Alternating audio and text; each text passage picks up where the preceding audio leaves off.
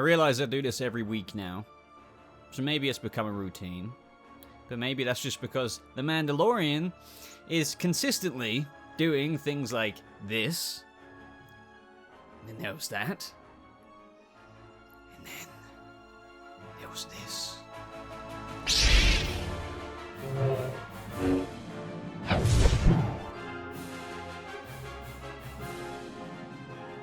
What is up, my fellow Mandalorians? Welcome back to a brand new breakdown for Chapter 14, The Tragedy of The Mandalorian Season 2. Now, yes, I don't know about you guys, but I certainly did. As soon as I read the title, The Tragedy, I knew something bad was going to happen. I knew it, and I did think it was about due course and due time, should I say, that Baby Yoda was taken by Moff Gideon. We've all been waiting for that all this season long now, but I did not expect, in the slightest, the revelations that we would have in this episode. I know I've used that word quite a few times, but that's one word I would use for Mandalorian Season 2. These revelationary those things that we wouldn't think necessarily would have come to a pass, but they have. But let's get into the first thing. The first thing in the episode was, of course, some father and son time between Baby Yoda and Mando. I also like how Mando said, I agreed to take you back to your own kind, so that's what I need to do, understand? But it's just like he was talking to himself. It's like he was reassuring himself because he probably knows that he can't really bear to leave the child. And I'm still only just warming up to Grogu. I do like Grogu.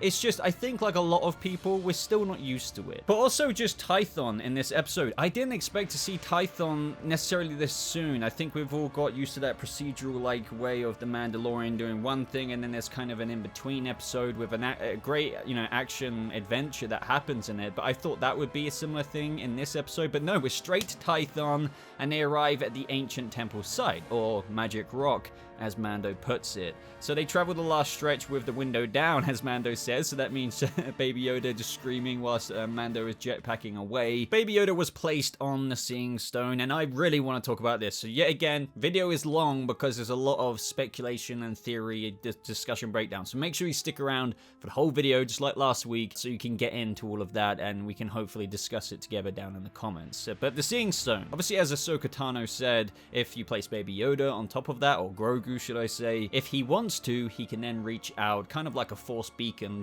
going out in the galaxy, and a Jedi will sense him, and they may or may not come to, find. It's kind of like a instinctual thing. If Baby Yoda's beacon's going off, some Jedi will be like, oh, I need to help this person. And then it was all quiet as well, and when it got really quiet, you knew something was about to happen. And I actually thought this is where Moff Gideon would come in. Not even knowing he would turn up in the episode, I thought, okay, this feels about the right moment where the Dark Troopers are going to come in, he's going to get Baby Yoda just as they get to Tython. But no, my jaw just dropped in this moment. I haven't had my jaw drop this consistently in any TV show, let alone it happening just in one TV show in for as long as I can remember. I know I've said something similar, but yet again, Mando Season 2, Mando Season 1 was amazing. We all know that. It got a reputation for a reason, but this season is going off the charts with its just moments like this, and that is when Slave One flew in, and I was just like, am I seeing correctly? That's Slave One. That is the Slave One. I thought, no, like I almost didn't believe what I was seeing. And it's interesting because I know a lot of people thinking, are we going to see Boba again this season? Oh, I don't know. No, we should do.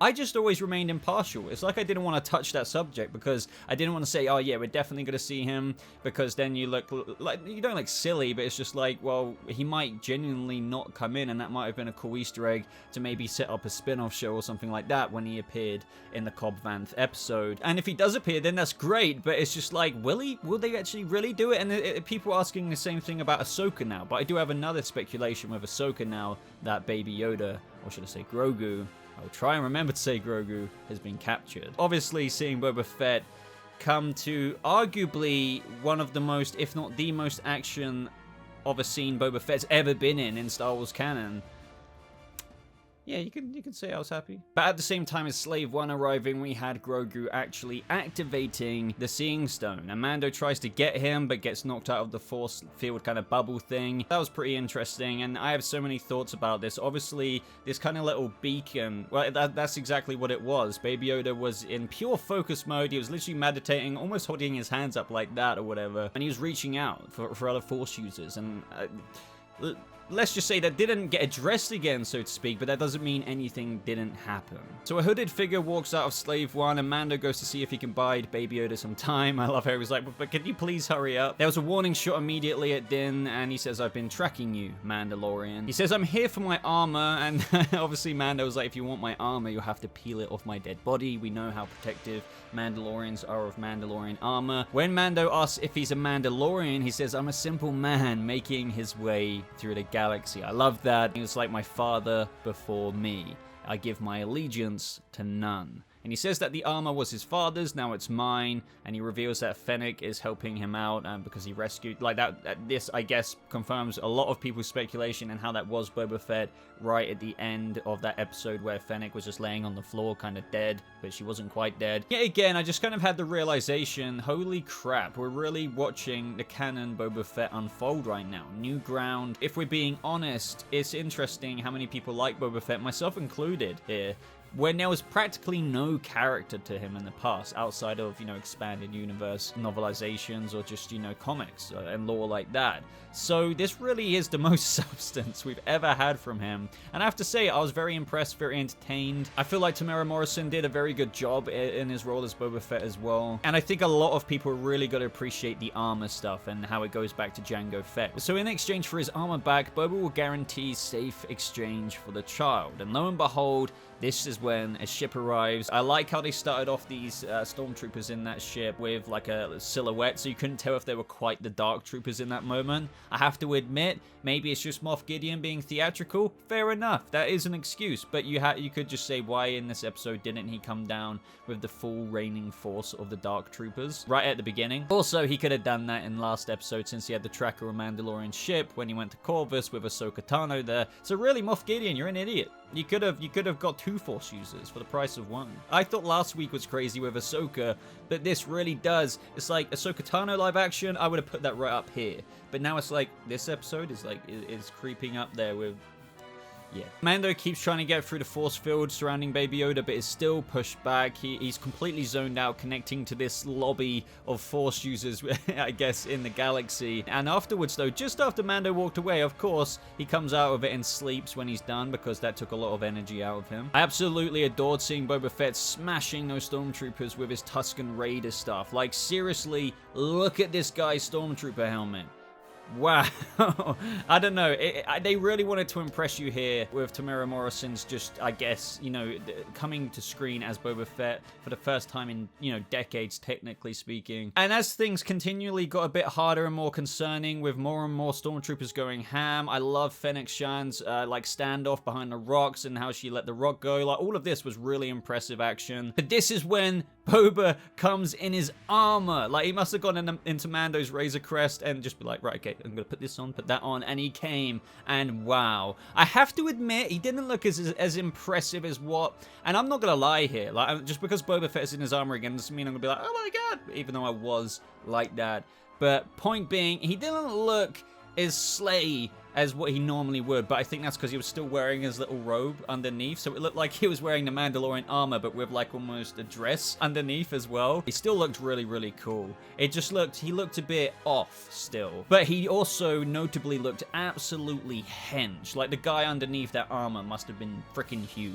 I was very excited for the Dark Troopers, but also a little bit like, oh, we didn't really see much of them, but that is still yet to come, I'm sure, in the grand kind of finale battle. But it should really go without saying that, holy crap, this is a way to steal a scene. You know, it all goes quiet, then bang.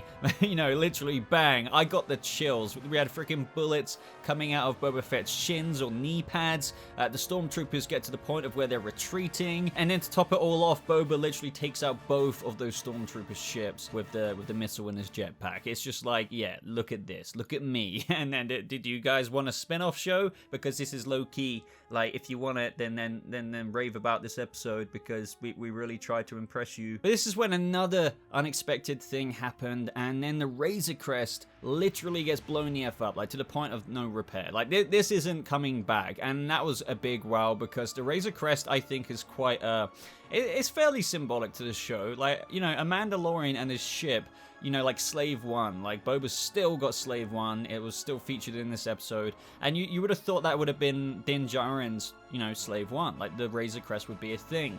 It is very possible, without going too deep into this speculation, because we've still got to wrap up everything else, that he gets another Razor Crest or just tries to, like, mimic it again.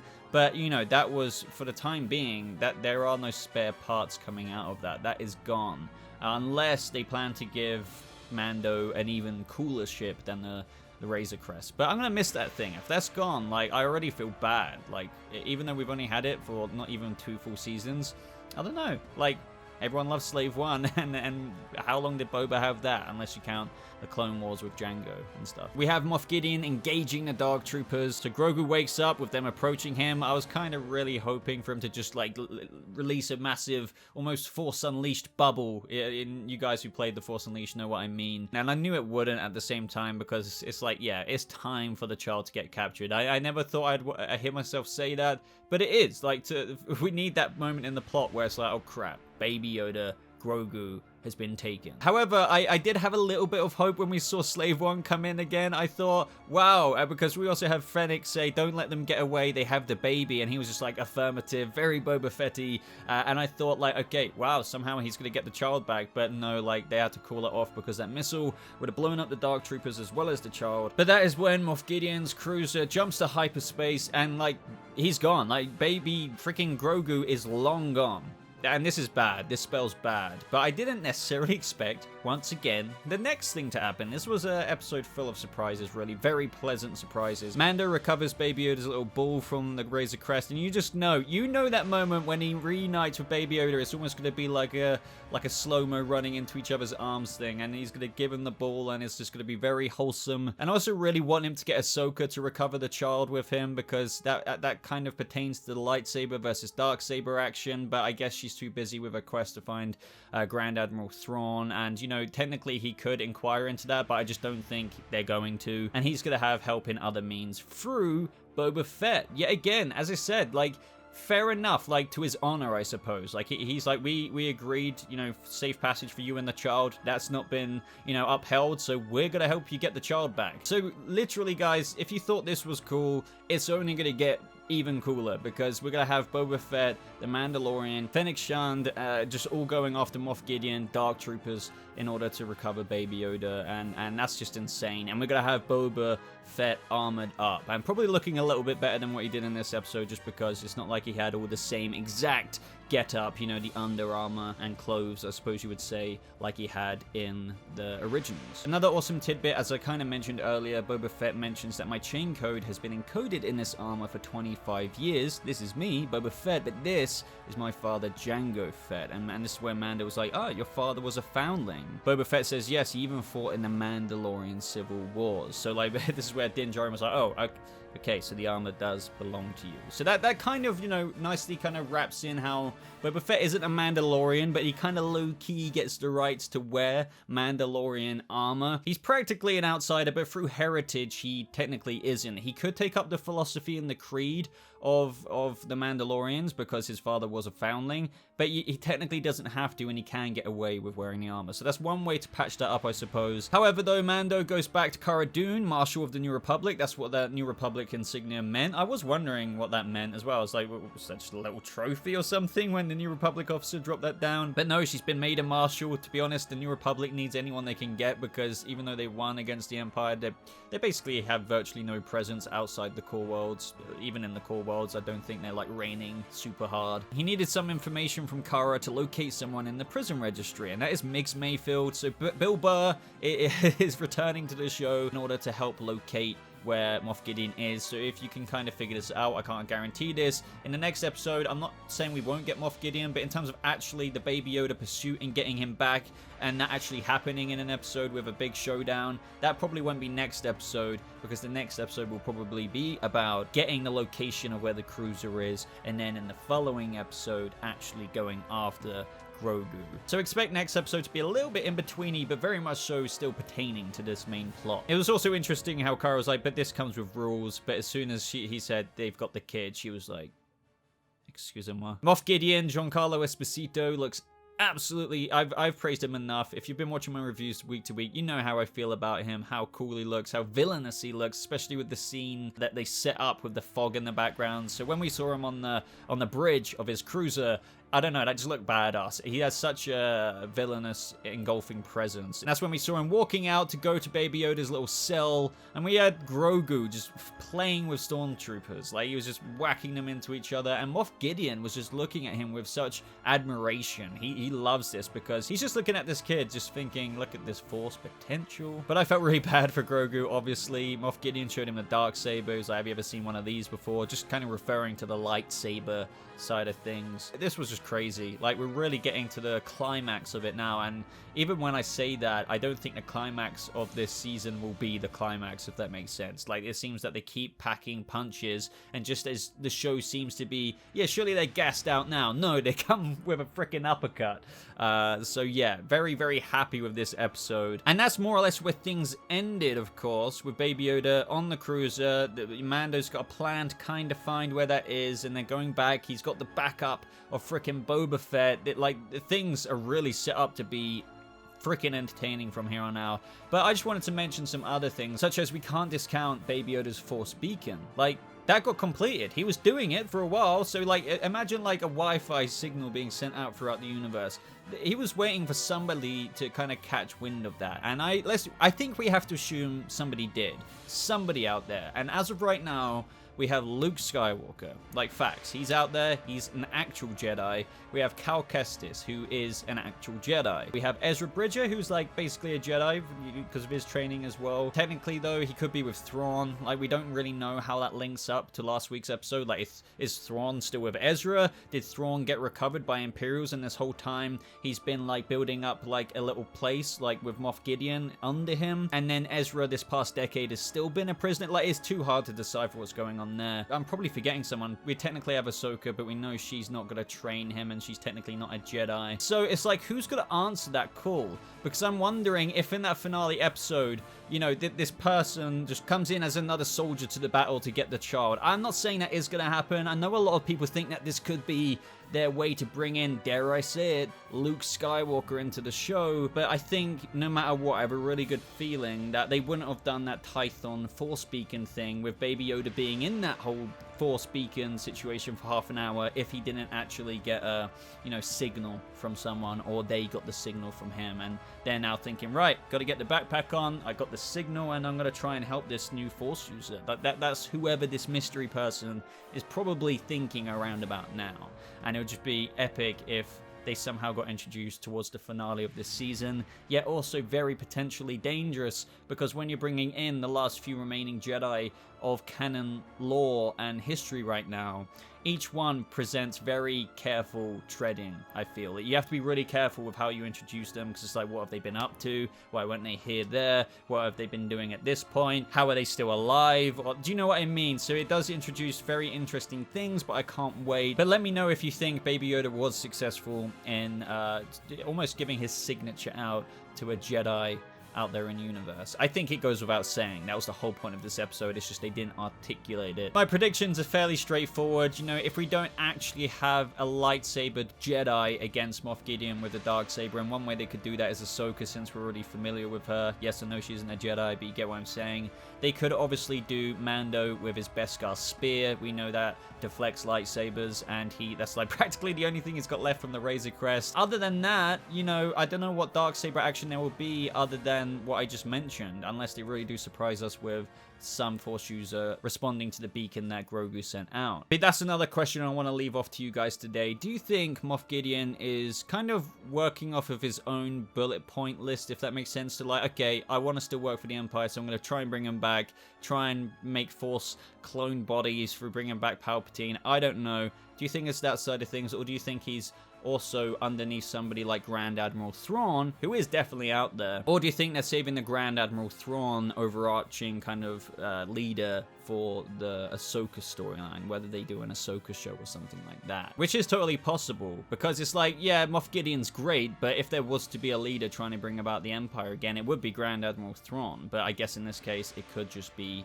Moff Gideon. There's always a bigger fish, as Qui-Gon says. But anyway, guys, what did you think of this episode? What was it like for you seeing Boba Fett armored up, canonical Star Wars action? What was that like? This is definitely a monumental episode once again. But like this video if you did enjoy it, really does help out. Make sure you subscribe to the channel to not miss out on when these videos go up on the channel, so you're notified first. And other than that, thank you so much for watching. I hope you all have a lovely rest of your day, and I'll see you Mandalorians in the next video. Goodbye.